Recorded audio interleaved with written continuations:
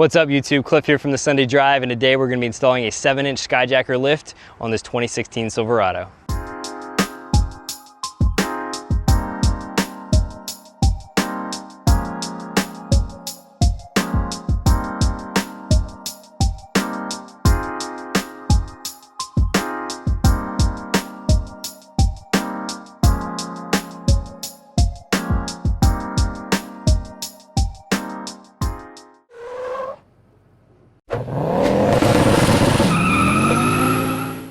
If you're interested in getting your own Skyjacker lift kit, we are dealers for Skyjacker through Keys Motorsports that I also work for. So definitely hit us up. We'll have a link to this kit in the description of the video. Now, if you want to get information about the parts that we selected for this build, they'll be linked down in the description, but you can also go back and watch part 1 of this series where we go through those parts in detail. In the first part of the series, we also show how to install the front half of this suspension lift kit, and the second part is going to be focused on installing the rear half of the lift kit, as well as our initial impressions of the lift and some overall lessons learned from doing this install. Disconnect the rear shocks. We're going to spray this down with some PB Blaster. I'm going to use a 13/16 to hold the bolt in. It's a 21 millimeter, but this does work, and a 21 millimeter on the other side.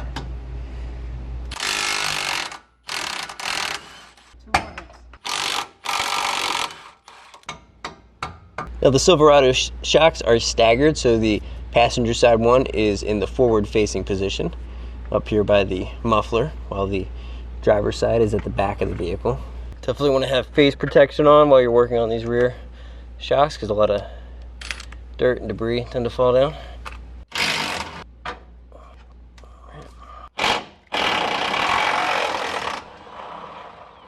We're going to put an extension on this bracket right here, so remove it with a 13 millimeter socket. That'll pop out. Take the new bracket supplied in the kit. That'll install right there. Take parts bag HB C1466 ECB, and you're going to use the bolt and nut in here. So just take the bolt and large washer, feed that through from the outside. Take the small washer and the nut, and thread that in from the back. Take 2 1/2-inch wrenches and tighten this down. Disconnect these plastic clips that hold in the ABS lines from your frame. We're going to be zip tying this to the U-bolts. Just pop this out, and that's just going to give us enough slack with the additional lift that this won't have any tension on it. And disconnect it on the passenger side. All right. Remove the top 2 10 millimeter bolts on your rear differential. We're going to be installing a spacer for the brake lines. Now make sure you reinstall the longer of the 2 bolts on this one right here. Now you need to push this up, and you are going to have to slightly bend the existing brake lines right here. So just bend that up on both sides best you can. Just do it carefully. So this is going to be installing right here, so that's how high we have to get it. We're going to remove the bracket that was attaching these brake lines to your differential. On the bottom is a 15 millimeter nut, and that holds in a 13 millimeter bolt.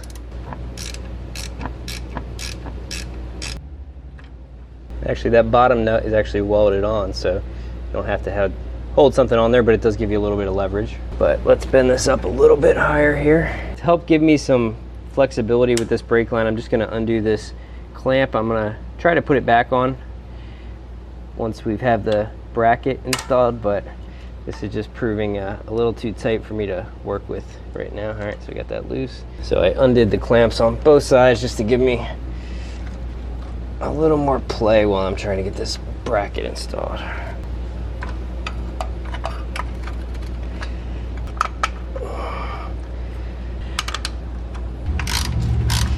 So I'm just going to finish tightening this in by hand.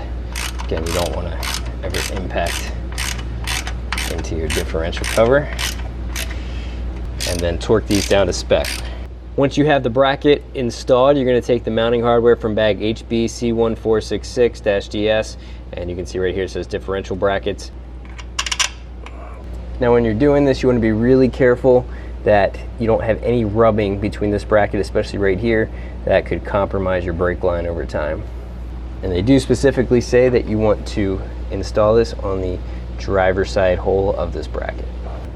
I'll take 2 1/2-inch wrenches and tighten this down.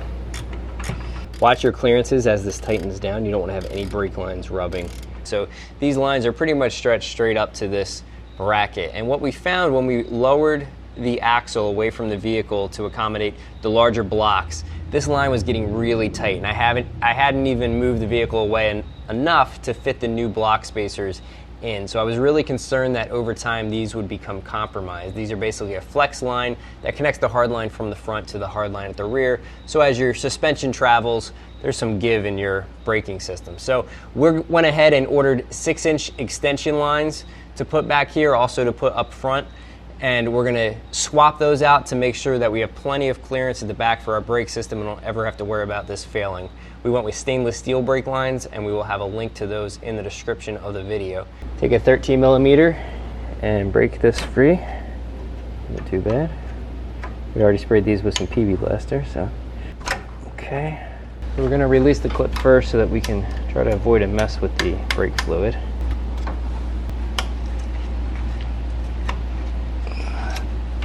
Now if you need to, you can put a 16mm wrench on this side, however this is pretty loose.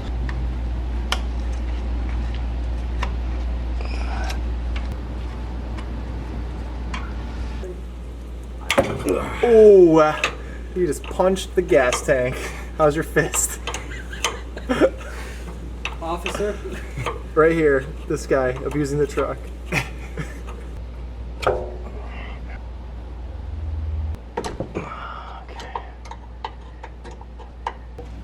That big sweeping like it was. Go ahead and slip the new brake line through.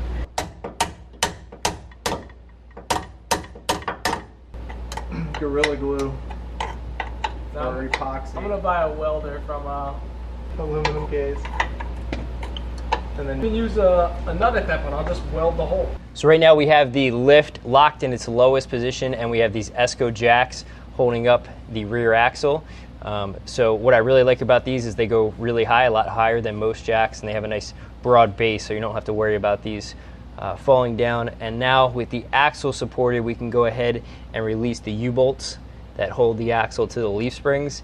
And then in the center, we have this jack supporting the U-joint between the drive shaft and your differential, because you don't want that U-joint to settle when the vehicle is raised up from the axle.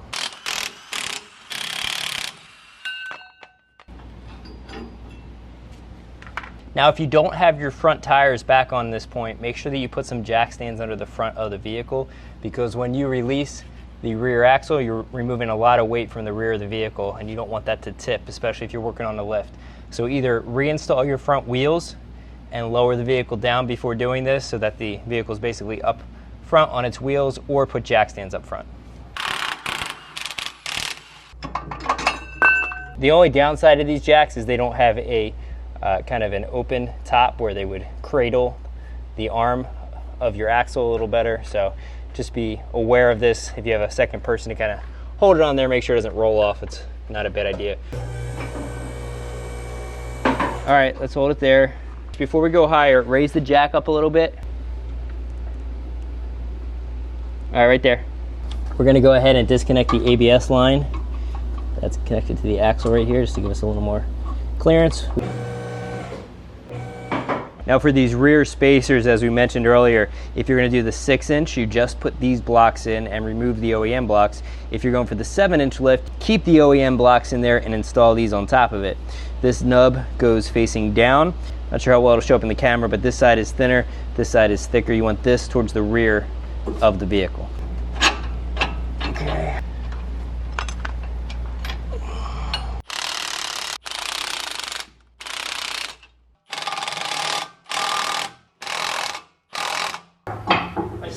I still need an inch. Stop. all right. Wait. Go. Stop. It's on. My body's not meant to hold weight in this direction. Push, Pete.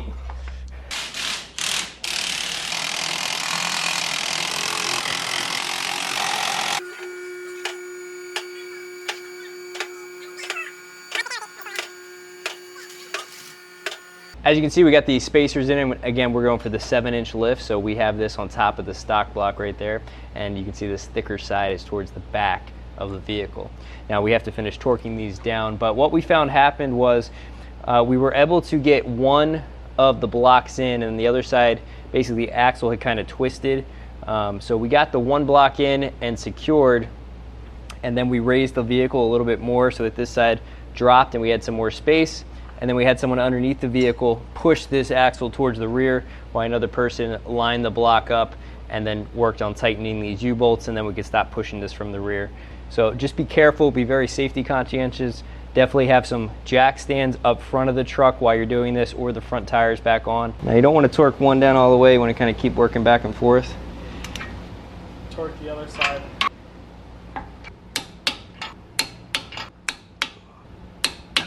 So even with these extended brake lines, I think the brackets still a good idea, because they would be really tight if you took them down where they're supposed to be. They would work, but since we already have the bracket in, I think it's a good idea to probably leave that in there.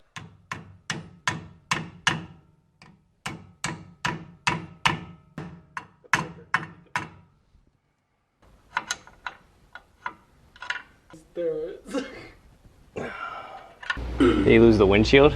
Oh yeah, he ducked. If he didn't duck, he would have lost his head.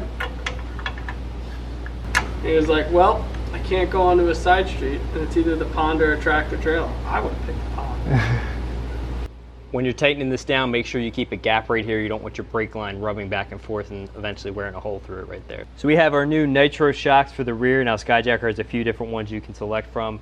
And we did have to push in the bushing and metal sleeve. We used a vise to do that. Had to do that on both ends.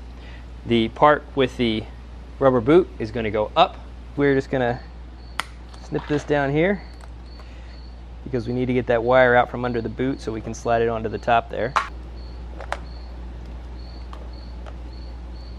All right. I'm going to connect this. This is not as hard as I'm making it look. There we go.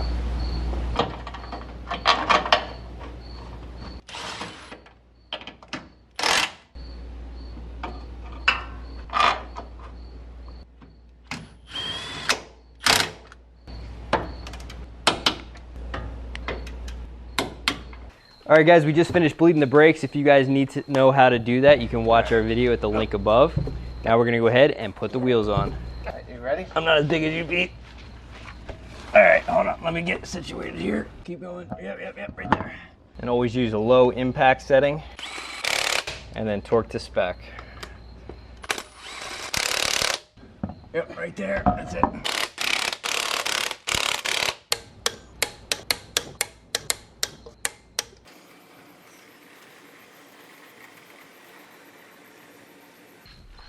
And I'm gonna try to hold it in place there. And of course, can you take the nut off? 3, 2, 1.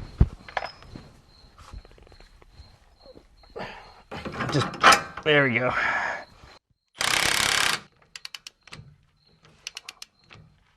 Right there. So we put some masking tape on there to outline what we need to trim from the front lower valance. And starting from the top corner, we went over 3.5 inches. There's one 7mm bolt right in the middle there you got to remove. Probably should do that first.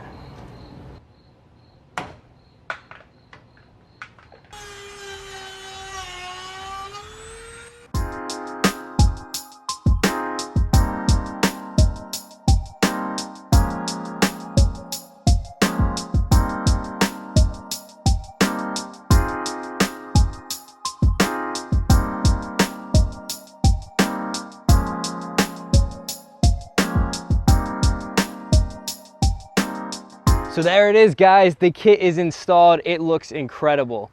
So a few things we want to go over, just kind of wrap the video up and give you a little more background information of some things you might want to be aware of when you go to install your own LiftJacker kit. LiftJacker, Skyjacker. It was so good. It was so good. So we are really impressed by the quality of this kit. Everything seems really heavy duty, and When Adam, the owner of this truck, took it to the alignment shop, they said 95% of the stuff that they install are rough country lift kits, and that this kit in comparison seems very heavy duty, very well made. So that's definitely a big plus for the Skyjacker lift kit. Now, while this kit does seem very heavy duty and very well made, there's a couple things that we noticed that definitely could be improved. Number one, check all of your parts when you get this kit before you start any work.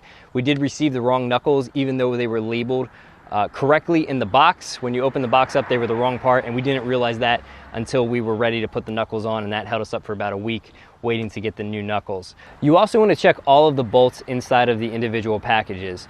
For example, we found that these 12 bolts that came to hold in the axles with the spacers that Skyjacker provides, of those 12, only 5 were the correct size, and we had to go source 7 additional bolts to match those 5 to install the axles. So make sure you check all of your parts before you start installing anything. Now, this is a 2016 truck. It's only 3 years old, but a major lesson we learned with this is any corrosion you can get off of bolts before you go to remove the nuts, definitely do that. Wire brush it, wire wheel it, whatever you have to do to get that corrosion off.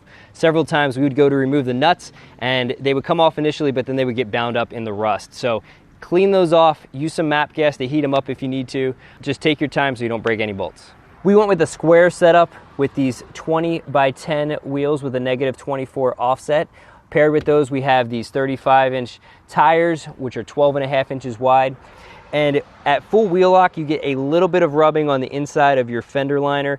And the only trimming that we had to do was right up underneath the front bumper on that front valance. So these tires definitely fit. If you want, you could secure your fender lining a little bit tighter and eliminate that rubbing.